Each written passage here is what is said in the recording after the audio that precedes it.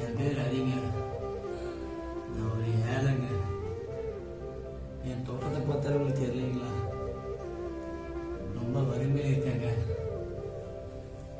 நான் அந்த வறுமைங்கால கேட்க நினைக்காதீங்க. ரொம்ப ஏழ்மையாக இப்படி ஆகிட்டேங்க. நானும் ஒரு காலத்தில் நல்லா இருந்தவன் வந்தாங்க. இன்னமும் என் குடும்ப சூழ்நிலை, என் வாழ்க்கை என்னை இப்படி மாற்றிடுச்சிங்க.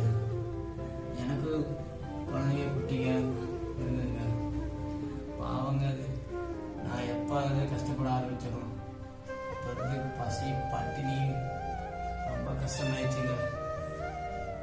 சாப்பிடாமையே ரத்த வண்டியெல்லாம் எடுத்து ரொம்ப கஷ்டப்பட்டுட்டேங்க. இதில் என் குடும்பத்தை பார்க்க வழி இல்லாமல் குழந்தைங்க பட்டினியை அழுகும்போது கூட ரொம்ப கஷ்டமாக இருக்குங்க. என் மனைவி வறுமையின் காரணத்தாலேயே ரொம்ப மெலிஞ்சிட்டாங்க. நான் தேடாத வேலையே இல்லைங்க. எந்த வேலை கொடுத்தாலும் நான் நல்லா பண்ணுவேங்க. வேலையில்லா காரணத்தினால எனக்கு சொந்தக்காரங்க கூட மதிக்கலைங்க. நாயை ஒதுக்குற மாதிரி ஒதுக்கிட்டாங்க. ஆனால் என் முயற்சி நான் விடலைங்க. ரொம்ப ஏறி கஷ்டப்பட்டுருக்கேங்க. சோறு இல்லாமல், தண்ணி இல்லாமல், படுக்க இடம் இல்லாமல் ரொம்ப கஷ்டப்பட்டுட்டாங்க. எனக்கு யாருமே உதவி செய்ய வரலங்க. உதவி செய்கிற அளவுக்கும் என்கிட்ட பணம் எதுவும் இல்லைங்க.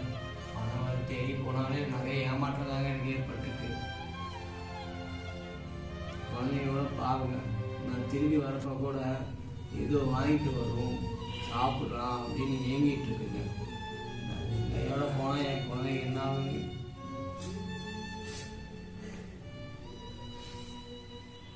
ஒரு வீட்டுக்கு முன்னாடி போயிட்டு அம்மா அம்மா ஐயா ஐயான்னு எப்படி கத்துறத கூட எனக்கு தெரியாதுங்க. அம்மா அம்மான்னு கத்துனா எங்கோ பசிக்கு பிச்சை கேட்குறேன்னு நினச்சிக்குவாங்க பாருங்க. ஐயா ஐயான்னு கத்துனா